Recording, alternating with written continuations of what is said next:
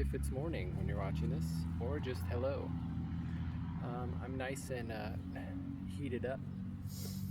You might be able to tell I am a little sun-kissed from the trip that I'd recently gone on this Monday, Tuesday. Tell you what, it feels really nice. I'm back here in San Bernardino County, but it feels really nice to have body heat just sit and absorb my body for a while. It's a great way to rest. A couple things I'm going to talk about. Talk about my trip and some of the things that happened.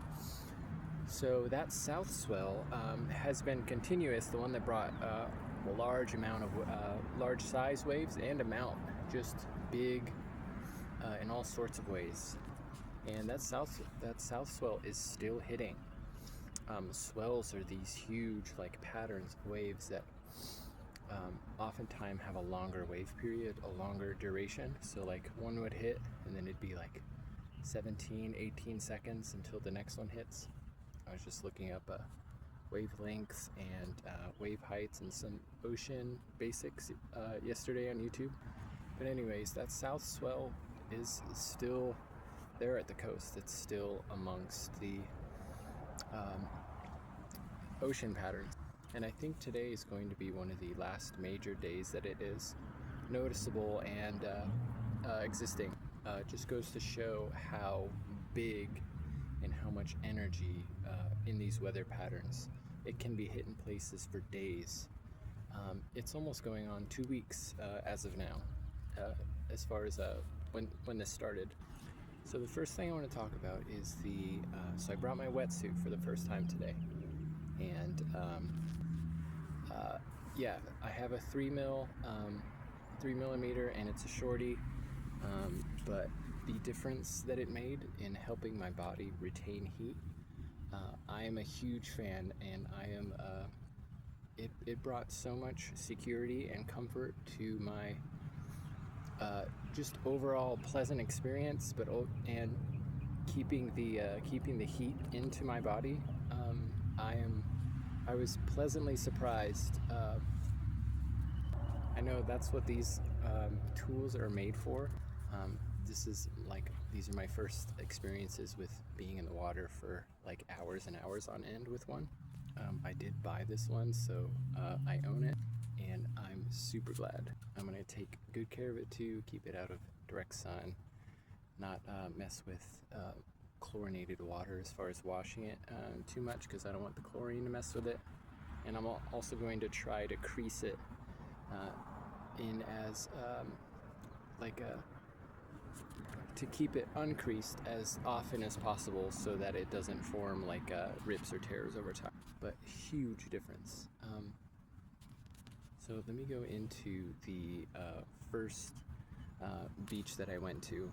So the first beach I went to was Main Beach, and let's say this is the shoreline, and this is where the waves were breaking out. Let's say this is anywhere from 20 to 30 yards. This is where most of the waves were breaking in, which means they were crashing. For most of the 2 days that I was there was this huge, maybe 10 to 20 yard section of seaweed that was posted up here, and it was staying in the water right in between where the waves would break, and it was just getting sloshed back and forth. And it was also, there was a whole bunch of it piled up onto the shore, and it was even piled all the way up here too, from the high tides. But apparently this is normally what the high tides can bring in. This is all the seaweed that's been getting uprooted and taken off from the large amounts of energy from the swell.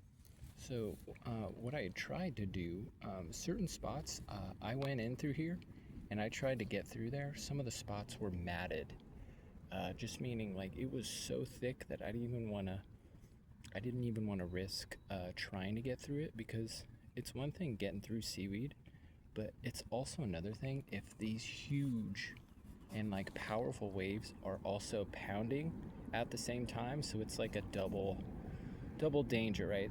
The amount of risk just increases.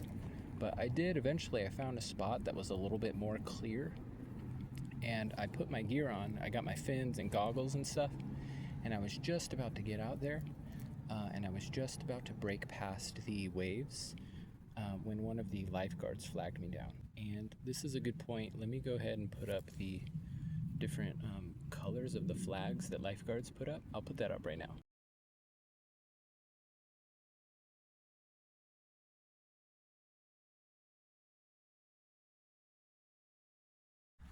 At that point, I was able to spot an area that was a little bit clear, and it was like further out.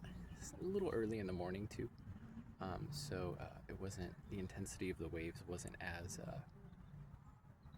powerful as like later in the evening. It may have been a low tide when I was out too. But one of the younger lifeguards out there, he flagged me down, and he just recommended, since it was a yellow flag. Oh, I forgot to mention that there were yellow flags posted. All the lifeguards had yellow flags out. So I was just about to get out there, and this guy flagged me in and just said he didn't recommend that I came out here to swim and snorkel, just with the current conditions. And this is the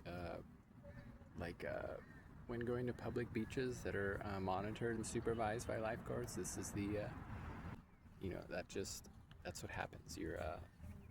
You're subject to the commands and some of the authority that those lifeguards have at these at public beaches. I mean, obviously. So at that point, it was close to around noon, and the sun was getting out and it was warming up. So I decided to hop on over to a different cove. It was really nice. I was able to go to 3 different cove areas, all in Laguna. And also hit the trolley. They have a free trolley that goes up and down the coast, and I got to see all of further south Laguna, all the way down through, I think it's Aliso Viejo, all the way down to Dana Point. But it was good to be able to see. I got to see where Thousand Steps Beach is and where the rock pool is. So I got to sort of expand my view of different locations to go there at this beach. So now getting over to the second beach that I went over, it was just a few hundred yards walk northwest. So this next spot that I went to, here's the water line here. I had gone over, and these are all like rocky areas. There was sand, but it was mostly like up over here. So I came over to this area because this side of the beach was a little like crowded. There's a bunch of people, and the sun was out, so it was pumping, and the waves were breaking. Again, probably like 20 to 30 yards out here. In my opinion, they were breaking further, but they were huge and they were real big. There were sets that were coming in that were 5 to 6 feet, it looked like. But again, big stuff, really powerful. And I got to notice some things. So I talked to the lifeguard, posted up here, and right away just let him know, like, I have fins, got the wetsuit, I'm gonna go in. I have a general strength, swimming strength, but stuff can happen to everybody. I definitely let the lifeguard know that. And luckily there wasn't a lot of debris or any of the kelp here, so it was clear enough for me to jump in and go through and swim right away. So as another example, here is the waves that were breaking, and just about the point out there of when they were breaking. Here's the shoreline. This is like the rocky area that I was talking about. Here's the cliffside that was over here. So on normal days, most of us were just able to get in and like get shallow here and be okay, and not really deal with much. And then a lot of people play in the waves, go under them. There's obviously sections where you can go further out and get past the wave breaks.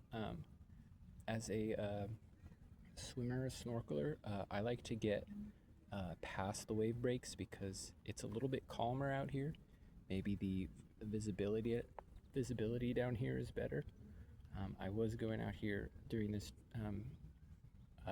swim with my goggles and everything, so I was all set up and ready.